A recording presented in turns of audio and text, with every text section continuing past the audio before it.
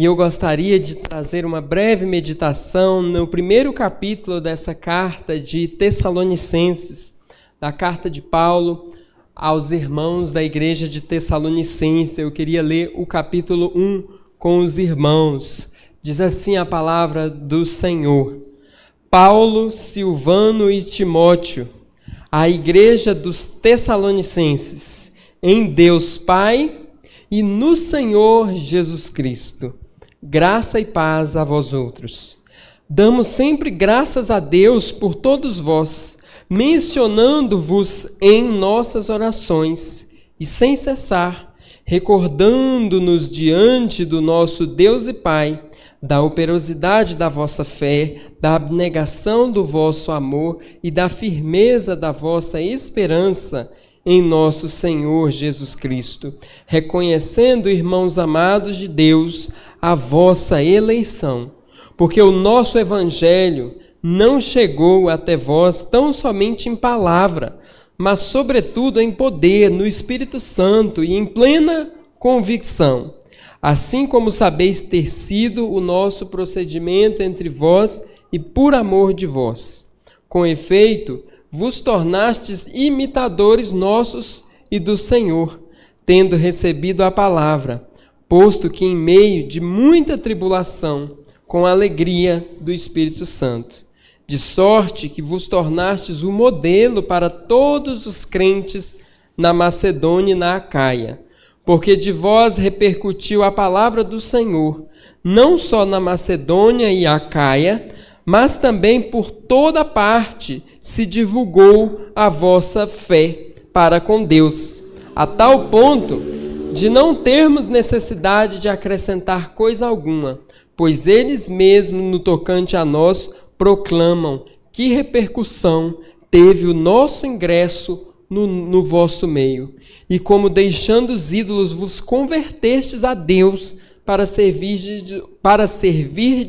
o Deus vivo e verdadeiro, e para aguardares dos céus o seu Filho, a quem ele ressuscitou dentre os mortos, Jesus, que nos livra da ira vindoura.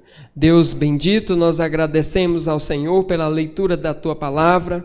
Queremos que neste momento o Espírito Santo, Deus, fale aos nossos corações.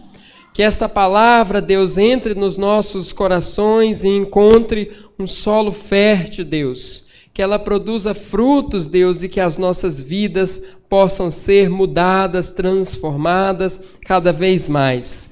Cremos, Deus, no poder do Evangelho, cremos no poder da Tua palavra, que a Tua palavra é poderosa e pode, Deus, nos encorajar, pode, Deus, transformar corações, converter perdidos, confortar e consolar os cansados e desanimados. Que esta palavra, Deus, surta efeito essa noite. Que seja o Senhor falando esta noite aos nossos corações por meio desta mensagem. É no nome de Jesus que nós oramos. Amém. Amém, amados irmãos. Essa semana, no início dessa semana, eu e o pastor Onofre, o pastor André, estávamos na reunião do presbitério, como os irmãos sabem, e no primeiro dia de reunião teve uma pregação, e o tema dessa pregação foi sobre Jonas. Uma pregação sobre o profeta Jonas. E eu estava assistindo aquela pregação, e no meio daquela pregação eu comecei a pensar, e se eu fosse Jonas? Eu comecei a pensar na pregação, se eu fosse Jonas, será que eu teria coragem de fazer o que ele tinha que fazer? Será que eu teria a coragem de ir lá e fazer o que Deus chamou ele para fazer? O que o Senhor pediu para Jonas fazer? Os irmãos conhecem a história de Jonas. O Senhor pediu para ele pregar a palavra de Deus em Nínive. Nínive era uma cidade muito perversa. As pessoas que moravam lá eram maldosas, praticavam o mal, não adoravam a Deus. E Deus pediu para que Jonas pregasse a palavra de Deus lá. E se eles não se convertessem, o juízo de Deus, a ira de Deus cairia sobre aquela cidade. E Jonas tinha que levar essa mensagem para eles. Se eu fosse Jonas, eu acho que eu sentiria medo. Eu iria ficar com medo de ir lá num povo mau, um povo que não conhece a Deus, e falar para eles que se eles não se arrependessem daquilo, a ira de Deus viria sobre aqueles homens, aquelas pessoas. Mas refletindo mais um pouco, meus irmãos, eu pensei que essa mesma missão que Deus deu para Jonas é a mesma que Ele deu para nós hoje. É a mesma missão. Não muda em nada. É a mesma missão que Deus deu para o profeta Jonas, é a mesma missão que Ele deu para nós, enquanto igreja. A ira de Deus, o juízo de Deus está vindo, está chegando. A igreja, meus irmãos, de Tessalônica era uma cidade que ficava na Grécia. Uma cidade muito importante.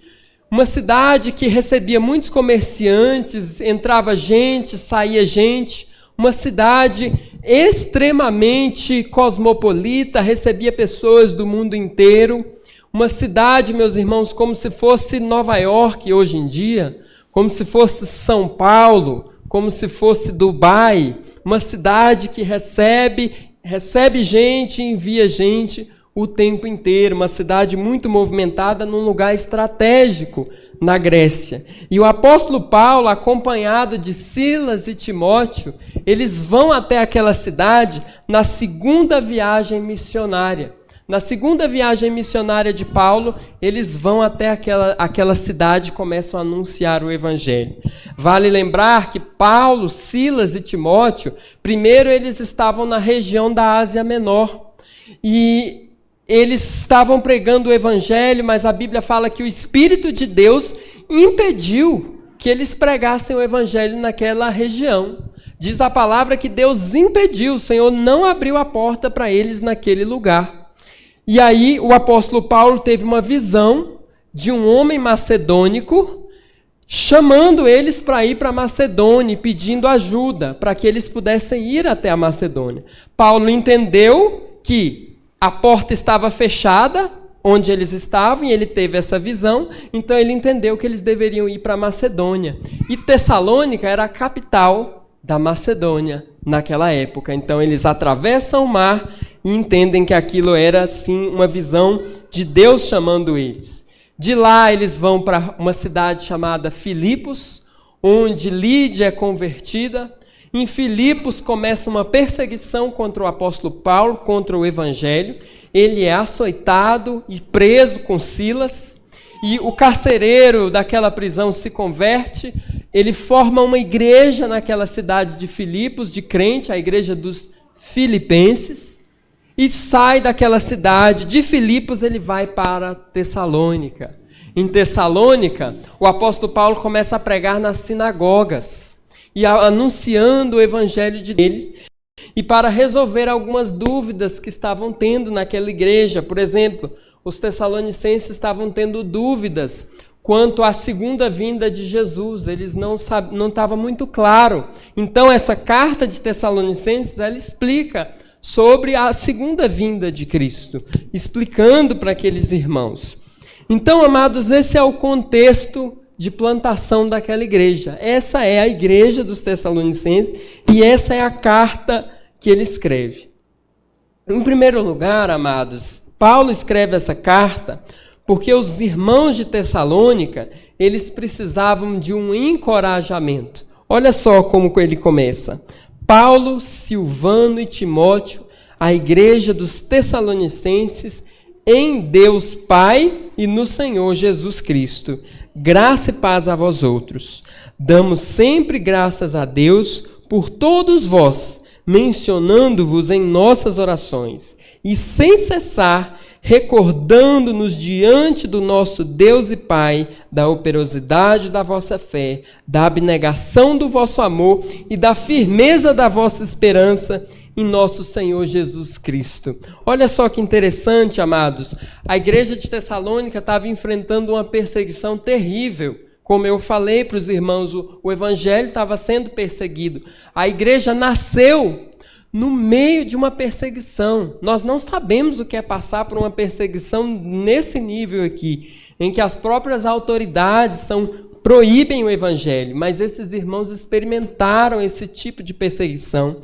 Eles estavam em lutas, então eles precisavam de um encorajamento. Imagina, meus irmãos, como é bom você estar passando por lutas, passando por dificuldades, e alguém escreve uma carta para você, se bem que hoje, né, a carta está totalmente em desuso, alguém manda uma mensagem para você no seu celular e fala: meu irmão, eu sempre agradeço a Deus pela sua vida e eu menciono você em todas as minhas orações. Não seria bom receber isso, uma mensagem dessa? Saber que tem uma pessoa orando por nós em todas as suas orações, que não se esquece, pois o apóstolo Paulo, ele faz isso, ele faz questão de dizer que recorda diante de Deus a vida daqueles irmãos, e ele elogia aquela igreja, elogia os irmãos de Tessalônica por 3 coisas que eles tinham aqui, e ele menciona.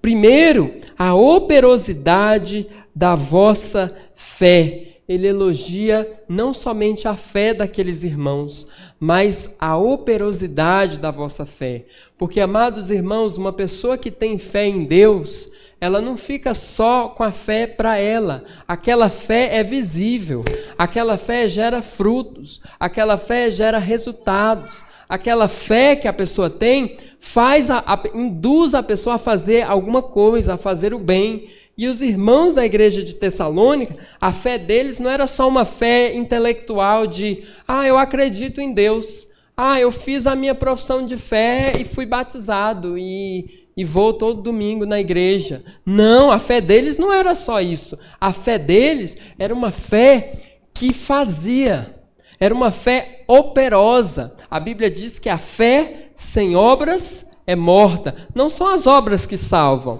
é pela fé. Mas a fé verdadeira vai te induzir a fazer obras. A fé faz isso. Então, amados irmãos, é necessário que a nossa fé seja visível em ações práticas. E aquela igreja, ela é elogiada por causa disso, porque era visível em obras, eles faziam as coisas do Senhor. Mas não era só a fé, mas também o amor. Ele elogia a abnegação do vosso amor. Um amor, uma igreja amorosa, uma igreja em que os irmãos amavam uns aos outros, tinham amor pelas almas, as almas que Cristo já salvou, as almas que precisam ser salvas aí no mundo. É uma igreja que amava. O amor movia o coração daqueles irmãos e também deve mover o nosso. O amor é que deve mover as nossas ações, as nossas atitudes.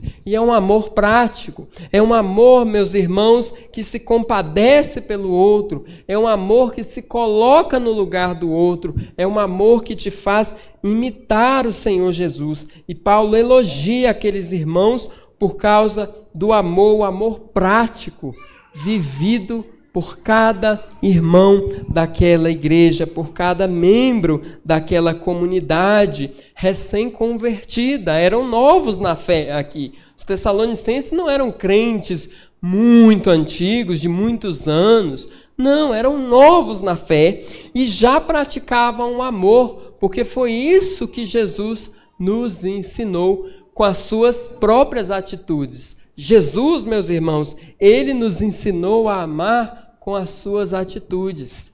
E nós, como discípulos de Jesus, precisamos colocar esse amor em prática, uns para com os outros, para que assim o evangelho possa repercutir e espalhar.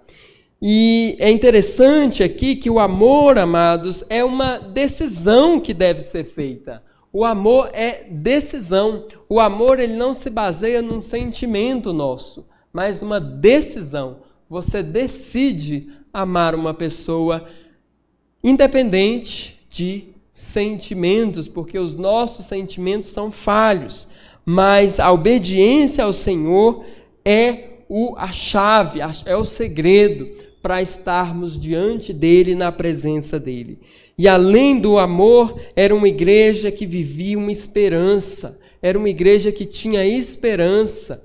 Meus irmãos, nós como cristãos vivemos em um mundo hostil ao evangelho, vivemos um mundo difícil, um mundo com muitas lutas, um mundo com muitas dificuldades. Mas o crente, ele precisa ter esperança. Esperança que aqui não é o nosso lugar. Esperança que o Senhor está vindo nos buscar e reinaremos com Ele eternamente. É uma esperança, meus irmãos, que deve nos alegrar.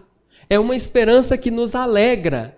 Essa é a esperança do crente. Então, os tessalonicenses, eles tinham muita esperança na vinda de Jesus. Muitas vezes a gente, na correria do nosso dia a dia e fazendo as coisas, a gente esquece que Jesus vai voltar. Nós esquecemos disso e vivemos a nossa vida como se o mundo fosse só aqui e esquece que Jesus vai voltar. Mas, meus irmãos, a palavra de Deus nos convida hoje a termos esperança na vinda de Cristo. Era uma esperança viva, uma esperança em Jesus Cristo, e mais, era uma esperança que nos causa alegria. Temos que nos alegrar com a vinda de Jesus, temos que viver alegre. Por isso que o crente, ele vive alegre, porque ele sabe que as dificuldades desse mundo são passageiras. Passamos por luta, muitas vezes nós desanimamos, mas precisamos ter uma esperança viva no nosso coração da volta do Senhor Jesus, e isso deve nos animar. Quem tem criança em casa, e todo mundo já foi criança um dia também, sabe, por exemplo, quando os pais falam, em tal mês ou em tal dia nós vamos fazer uma viagem. Pronto, se você falou isso para a criança, ela vai ficar imaginando, esperando, contando os dias para fazer aquela viagem, aquela tão sonhada viagem. E ela fica feliz, ela se alegra, ela sabe que em tal dia vai acontecer aquela viagem. Às vezes ela não deixa os pais nem em paz mais. Pai, está chegando o dia, que dia é? E vai ser como? E quer saber o que precisa levar? O que tem que fazer, porque ele sabe, ele tem essa esperança, e nós também precisamos ter essa certeza de que Jesus vai voltar. E por causa disso, no verso 4, o apóstolo Paulo fala que, com isso, ele reconhece neles, nos membros da igreja de Tessalônica, a eleição deles. A eleição. Meus irmãos, eleição aqui é escolha.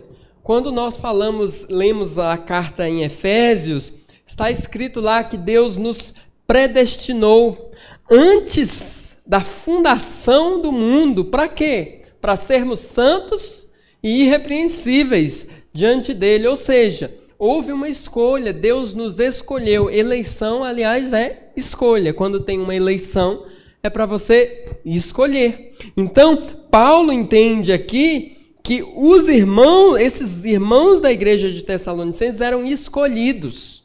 E por que esses irmãos eram escolhidos? Por que Paulo fala com tanta certeza que eles são escolhidos? Ele vai dar vários porquês, várias razões que Paulo vê neles, a eleição deles. O primeiro, meus irmãos, está no versículo 5.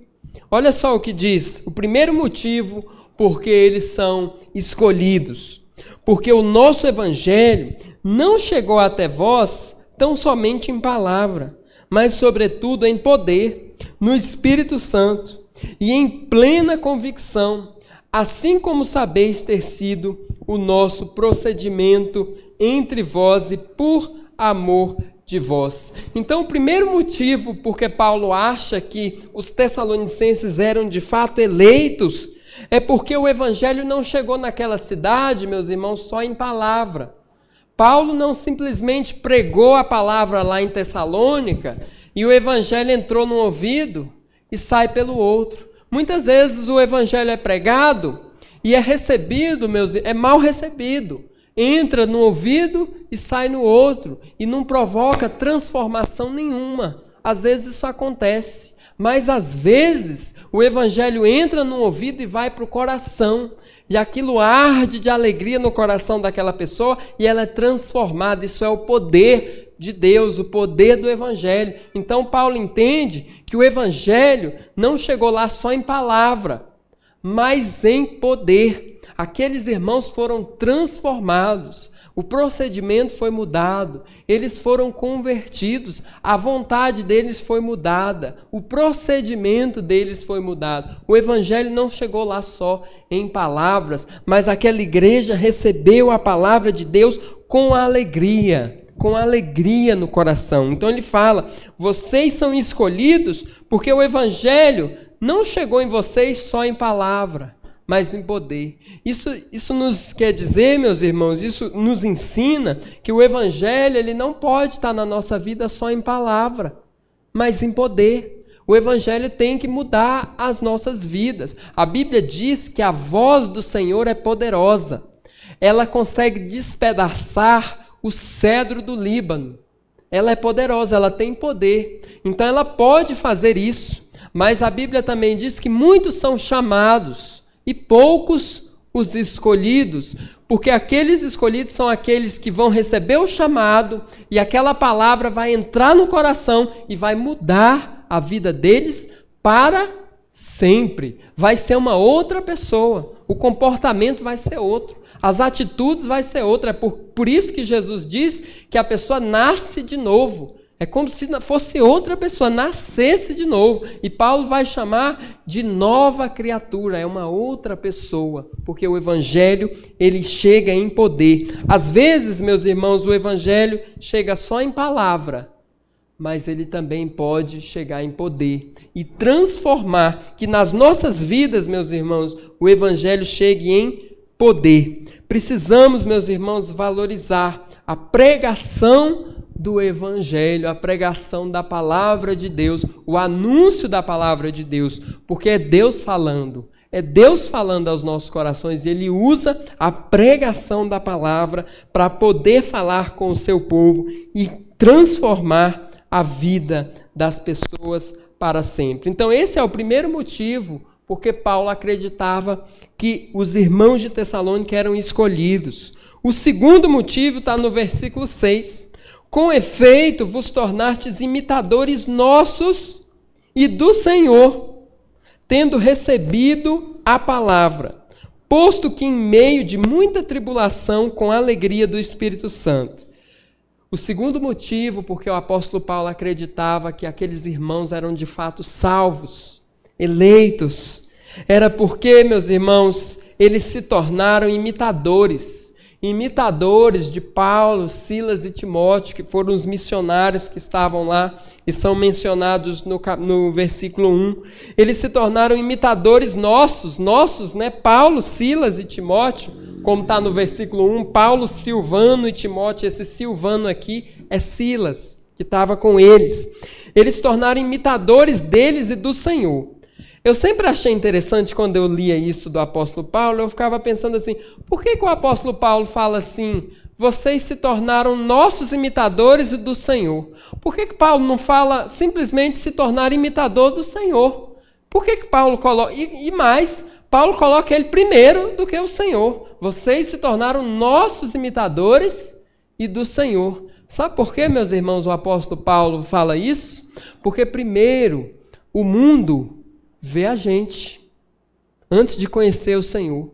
E aí ele começa a imitar a gente. E aí depois eles conhecem o Senhor. Então é por causa do nosso testemunho. Quando o apóstolo João estava na ilha de Patmos e Jesus fala com ele, a Bíblia fala que ele se virou para trás para ver quem estava falando com ele. E quando ele vira para trás, o que ele vê primeiro? Jesus? Não, ele vê os candeeiros. E o que são os candeeiros? A igreja. E no meio dos candeeiros ele vê Jesus. O mundo, meus irmãos, precisa ver Deus primeiro na igreja, em nós. Se o mundo não vê Deus na igreja, ele não vai ver Deus mais em lugar nenhum, porque Jesus está no meio dos candeeiros. Então o mundo tem que ver. Por isso que Paulo fala, vocês nos tornaram imitadores nossos e do Senhor. Quando Paulo chegou em Tessalônica, as pessoas não conheciam a Deus. Então Paulo, Silas e Timóteo eram os únicos crentes lá. E eles começaram a dar um bom testemunho. E aqueles irmãos começaram a imitá-los. E ao imitá-los, passaram a imitar o Senhor. Então, meus irmãos, veja a responsabilidade que nós temos como crentes. O mundo precisa ver Deus em nós. É por isso, meus irmãos, que a igreja não pode ser parecida com o mundo. Ela tem que ser, de fato, diferente do mundo. Porque é onde o mundo vai ver Deus.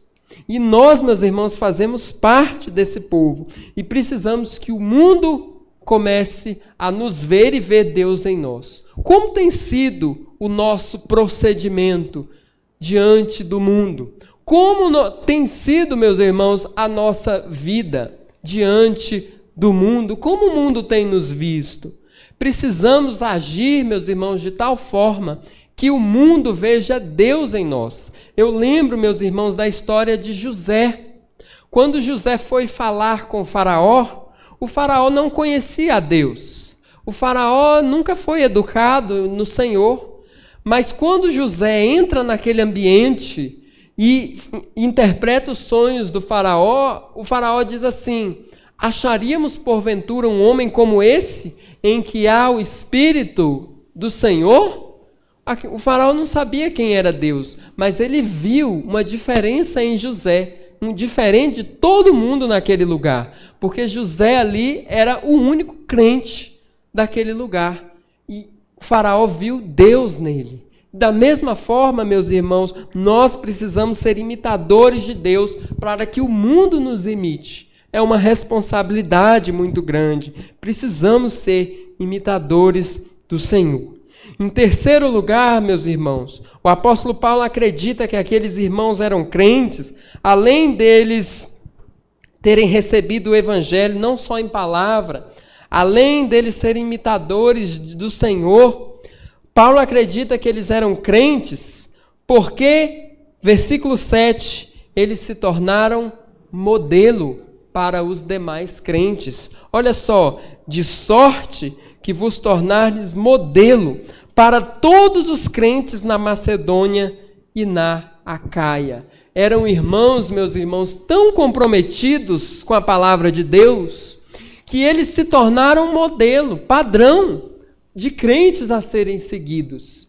Então Paulo reconhece de fato que eles eram crentes, não só nominalmente, mas de verdade, porque eles eram modelo, e é exatamente isso. Nós precisamos, meus irmãos, ser modelo, ser pessoas em que os outros nos vejam e falam assim: precisamos agir dessa forma, precisamos ser assim. Como tem sido, meus irmãos, o proceder de cada um de nós nas nossas vidas? Será que o que a gente faz, será que o que a gente tem falado, será os lugares que a gente tem frequentado, os sites que a gente tem pesquisado, os lugares que a gente tem ido, será que são modelo para os crentes?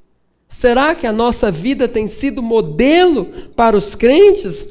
Amados irmãos, precisamos ser modelo. Essa é a mensagem de Deus para nós hoje. Precisamos, amados, ser modelo para os crentes ao nosso redor, porque nós fomos chamados para sermos discipuladores, para fazermos discípulos. E as pessoas que a gente discipula precisa ver em nós um modelo a ser seguido. E Paulo elogia aquela igreja pelo modelo que eles têm se tornado, e isso tem repercutiu em toda a Grécia, na Macedônia, que ficava ao norte da Grécia, e na Acaia, que ficava ao sul da Grécia. Todos os irmãos de todas aquelas igrejas, de Corinto, de Filipos, todos eles sabiam, reconheciam que a igreja de Tessalônica estava de fato sendo sal da terra e luz do mundo. Que isso, meus irmãos, possa fazer brilhar os nossos olhos e falar: queremos ser assim também. Deus nos ajude, Deus tenha misericórdia de nós. E olha que Tessalônica aqui estava passando por perseguição, por dificuldade. Paulo não pôde ficar muito tempo com eles. Teve que sair correndo de lá, porque já estava tendo tumultos falando contra Paulo. Então ele sai daquela cidade e vai para outra cidade. Mas aqueles irmãos, eles perseveravam apesar das dificuldades e guardaram a palavra no coração deles. Então, meus irmãos, eles se tornaram modelos. Mas tem mais motivos, tem muitos motivos aqui. Tem mais um que fez com que Paulo entendesse que eles eram salvos. Isso está, meus irmãos, no versículo 8, a partir do versículo 8. Porque de vós repercutiu a palavra do Senhor, não só na Macedônia e Acaia, mas também por toda parte divulgou a vossa fé para com Deus, a tal ponto de não termos necessidade de acrescentar coisa alguma. Pois eles mesmos, no tocante a nós, olha o testemunho que eles tinham, proclamam que repercussão teve o nosso ingresso no vosso meio, e como deixando os ídolos, vos convertestes a Deus, para servirdes o Deus vivo e verdadeiro. O quarto motivo, porque Paulo entende que eles eram crentes de fato, é porque eles se converteram a Deus e deixaram os ídolos. Meus irmãos, o que é converter? Essa palavra virou tão comum. Eu sou convertido, eu converti. E às vezes a gente não para pensar o que ela significa. E Paulo fala para aquela igreja que eles se converteram a Deus. Converter, meus irmãos, é você estar andando numa direção e você muda totalmente aquela direção e vai para outra. Você converteu, você agora está em outro caminho, você agora está em outra direção, você agora está com outros propósitos. Então eles de fato foram convertidos. Paulo entende que houve uma conversão genuína. Paulo entende que aqueles irmãos não pertenciam só à igreja visível. Paulo entende que aqueles irmãos não pertenciam só a um hall de membros, mas eles pertenciam ao livro da vida também, porque eles foram convertidos, eles mudaram de rota, mudaram de caminho. Mas como é que eles mudaram de rota? Paulo explica aqui: deixando os ídolos, vos converteres a Deus, para servirdes o Deus vivo. É importante lembrar, meus irmãos, que a cidade de Tessalônica era uma cidade que as pessoas adoravam vários deuses, vários ídolos. Haviam várias religiões de vários povos, como os gregos, que eles adoravam vários deuses naquele lugar. Mas o apóstolo Paulo fala que os irmãos de Tessalônica, eles deixaram os ídolos. Eles pararam de adorar aqueles deuses e passaram a seguir somente a Deus. Houve uma conversão. Mudaram de caminho, mudaram de rota. Você pode estar lendo isso e pensando: mas como isso se aplica a mim? Eu nunca adorei ídolos, eu nunca adorei nada. Eu sempre adorei o Senhor. Nós nascemos num país majoritariamente cristão, então a gente já nasce sabendo, que existe igreja, que existe Deus. Dificilmente muitos de nós mexemos com ídolos, pode acontecer, mas no nosso país não é muito comum. E a gente pensa, no meio evangélico, a gente pensa: que ídolos? Como isso pode se aplicar a nós? Meus irmãos, ídolo aqui, para os tessalonicenses, eram aqueles deuses que eles adoravam. Mas ídolo é qualquer coisa que você coloca no lugar de Deus. É qualquer coisa, meus irmãos, que te atrapalha a viver a vida cristã. Ídolos, meus irmãos, é qualquer hábito que você mantém na sua vida que te afasta de Deus. Quais são os seus ídolos nessa noite? Quais hábitos você tem? E cada um de nós podemos ter diferentes hábitos que a gente mantém e que nos afasta de Deus. Meus irmãos, para sermos de fato crentes verdadeiros, é necessário deixar esses ídolos. É necessário deixar hábitos que nos afastam de Deus, que nos afastam da presença de Deus. É necessário deixar essas coisas e nos convertermos a Deus. Em Gênesis capítulo 36, Jacó, ele chama a sua família e ele fala para todos os seus familiares, como o cabeça daquela família, ele fala: olha, se alguém aqui tem algum ídolo, lança fora hoje, lança fora esses ídolos, se purifiquem e mudem as suas vestes. E aí a Bíblia diz que os membros da família de Jacó lançaram fora os seus ídolos, jogaram fora, e Jacó enterrou esses ídolos embaixo de uma árvore. Eles não mexeram mais com isso. É necessário, meus irmãos, deixar os ídolos e nos convertermos a Deus de fato. O convertido, ele tem uma vida nova, ele é uma nova criatura. Então, meus irmãos, para experimentarmos de Deus o avivamento que tanto almejamos, é necessário que haja conversões genuínas, conversões verdadeiras, conversões em que a pessoa deixe o que ela fazia e mude de verdade. Qual é o ídolo, meus irmãos, que tem atrapalhado a sua vida com Deus? Qual é o mau hábito que você tem mantido? Pode ser tantas coisas. É necessário, a palavra de Deus convida. Se você já deixou esses ídolos e se converteu a Deus, glória a Deus, louvado seja Deus. Mas se você ainda mantém ídolos, é necessário deixá-los e se converter. Jesus disse que se alguém quisesse vir após ele, deveria em primeiro lugar negar-se a si mesmo. E muitos, meus irmãos, muitos não estão dispostos a negar a si mesmo, preferem manter como está. Mas para ser um discípulo de Cristo é necessário negar a si mesmo e fazer como Jacó, reuniu a sua casa e falou: quem tem algum ídolo, lance fora e vamos servir só ao Senhor, somente a Deus. E os Tessalonicenses fizeram isso. E é necessário, meus irmãos, que hoje a igreja do Senhor Jesus Cristo aqui na terra reflita sobre isso, para que ela possa se expandir, para que nós possamos experimentar mais avivamentos, mais conversões, mais transformações de vida.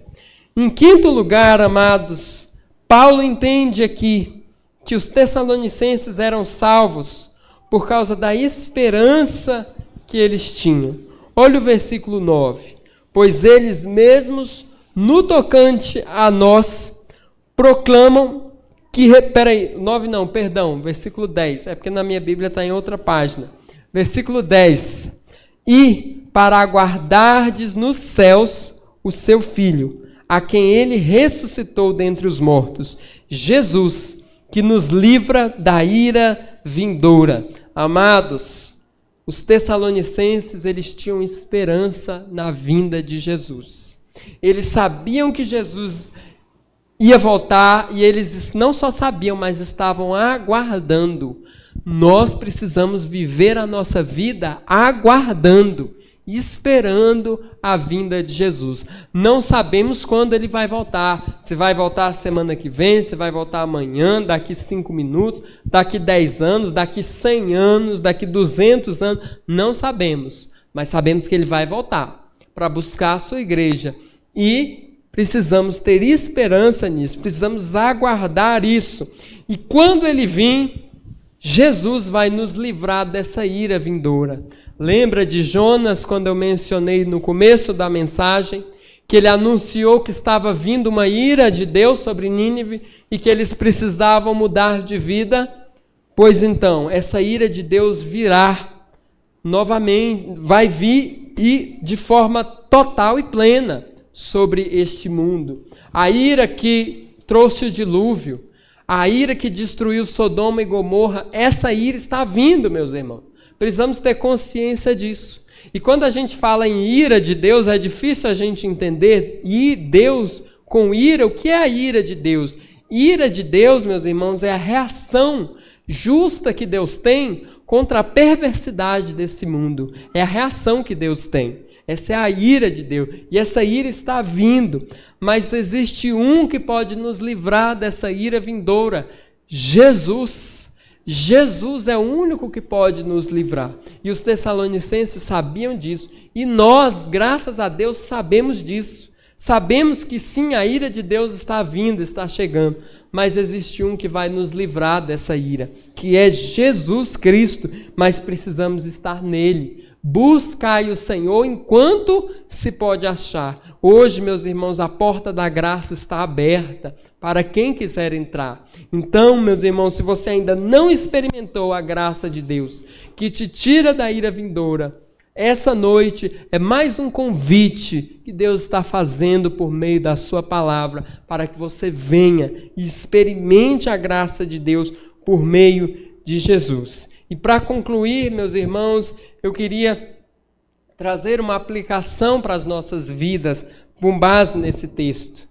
Muitas pessoas podem pensar que não dá para saber se nós de fato somos crentes. Será que dá para saber se nós somos crentes, ou será que a gente vai descobrir só depois da nossa morte? Só depois de morrer? Meus irmãos, o que a palavra de Deus nos assegura é que agora, em vida, é possível saber se de fato somos crentes, se de fato somos de Deus.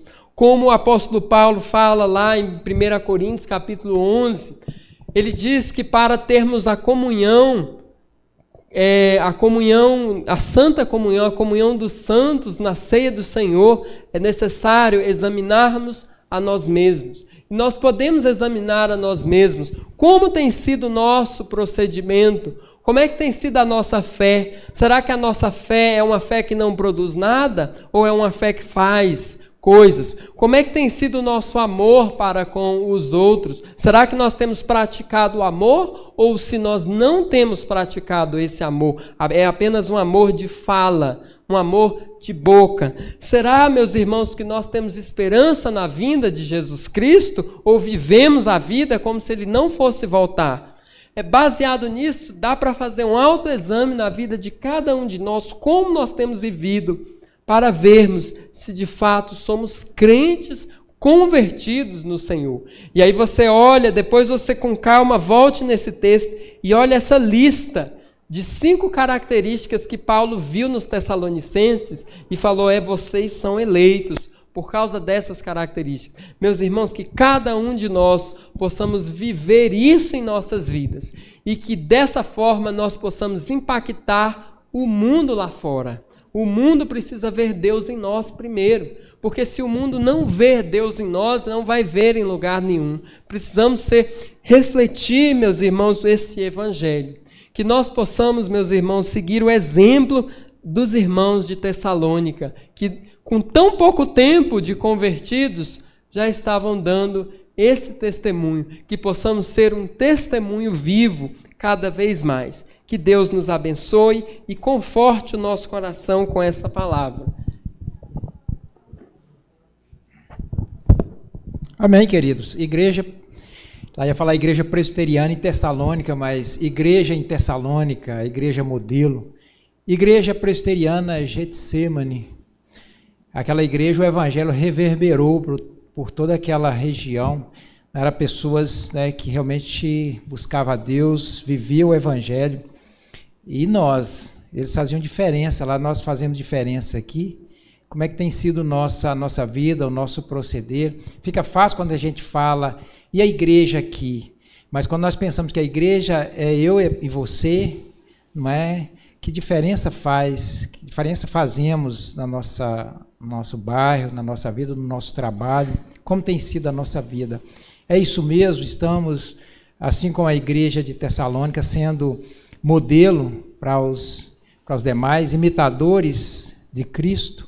Que o Senhor tenha misericórdia de nós, e é por isso que vamos orar nesse sentido, né, para que Deus, vamos colocar em pé nesse momento, para que assim como se é uma igreja modelo, né, que nós possamos refletir nesse texto, nessa palavra tão oportuna, e possamos também buscar ser modelo, imitadores de Cristo, para que as pessoas possam ver Cristo em nós. Essas atitudes que estamos tendo, que temos falado, que temos vivido, é isso mesmo, isso as demais pessoas devem fazer exatamente como nós estamos fazendo.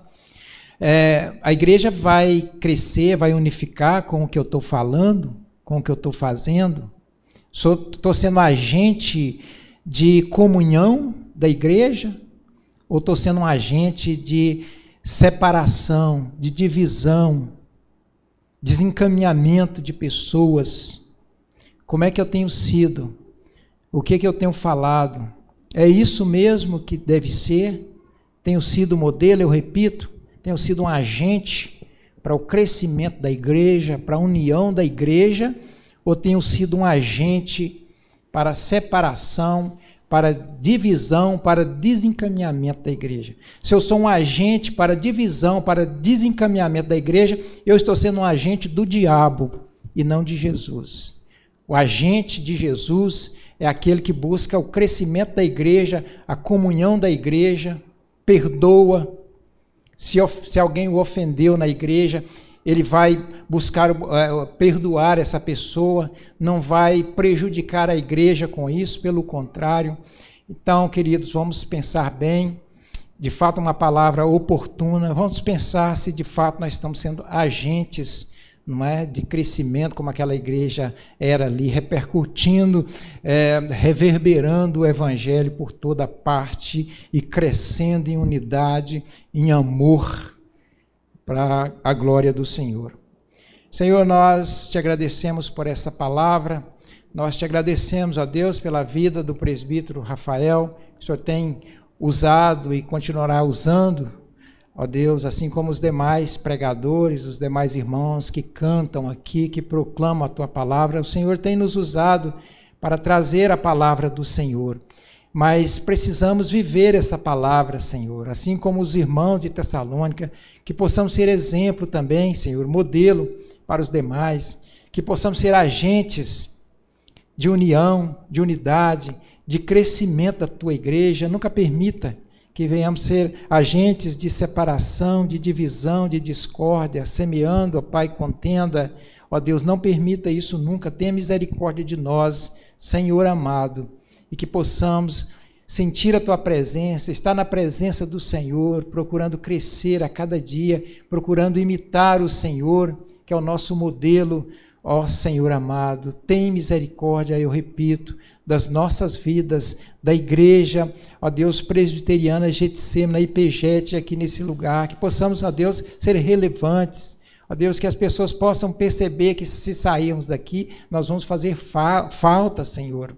Ó Senhor, que possamos ser luz nesse lugar e sal, para alumiar, ó Deus, para temperar esse lugar que precisa tanto, ó Deus, que cada irmão tenha essa consciência, Deus, que ele precisa estar na presença do Senhor, buscando a unidade, buscando o crescimento, porque esse lugar aqui é carente, esse lugar precisa de uma igreja coesa, de uma igreja unida, de uma igreja que seja exemplo, que eles possam ver a nossa comunhão, possa ver as nossas palavras, as nossas conversas aqui e se agradar e perceber que realmente estamos torcendo um pelo outro, pelo crescimento espiritual uns dos outros, estamos buscando a unidade, Senhor. Tenha misericórdia das nossas vidas e dessa igreja, em nome de Jesus. Amém.